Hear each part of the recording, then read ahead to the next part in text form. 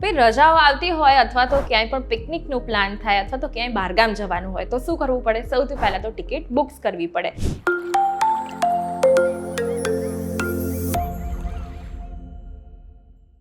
પણ જો જ્યારે એવું લાગે કે બહુ બધી રજાઓ છે અને ટિકિટ બુક કરવા જાઓ તો તમારું નામ આવતું હોય છે વેઇટિંગ લિસ્ટમાં અને વેઇટિંગ કરતા કરતા તમારે જે દિવસે બહાર જવાનું હોય એ દિવસ આવી જાય છે નજીક. તો ત્યારે પ્રશ્ન એ થાય કે વેઇટિંગ લિસ્ટમાં તમારી ટિકિટ હોય તો તમે ટ્રેનમાં ટ્રાવેલ કરી શકો કે નહીં? તો ચોખ્ખી ભાષામાં ના, તમારું નામ જો વેઇટિંગમાં હોય તો તમે ટ્રાવેલ ના કરી શકો. જો તમે વેઇટિંગમાં છો અને ટ્રાવેલ કરો છો વેઇટિંગ ટિકિટ સાથે તો તમને દંડ થઈ શકે છે. તમે એસી કોચમાં જો તમે ઘૂસી ગયા હોવ તો લગભગ 400 થી 450 રૂપિયાની વચ્ચે દંડ થઈ શકે છે. આ સાથે તમે સ્લીપર કોચમાં જો તમે ઘૂસી ગયા હોવ ટિકિટ વગર તો ટીસી તમને 250 રૂપિયા જેટલો દંડ કરી શકે છે. અથવા ઘણીવાર એવું પણ થાય કે તમારી પાસે વેઇટિંગ ટિકિટ હોય તો ટીસી તમને ટ્રેનની બહાર પણ કાઢી મૂકે. હવે પ્રશ્ન એવો થાય કે તમારી પાસે વેઇટિંગમાં નામ આવતું હોય તો તમે જનરલ ડબ્બામાં તમે સફર કરી શકો? તો એ પણ ના કરી શકો. ઓનલાઈન તમે જો બુકિંગ કરાવ્યું હોય તો તમે જનરલ ડબ્બામાં પણ ટ્રાવેલ ન કરી શકો. પણ જો તમે ટિકિટ બારી પરથી રૂબરૂ ત્યાંથી ટિકિટ લીધી હોય તો તમે જનરલ ડબ્બામાં ટ્રાવેલ કરી શકો છો.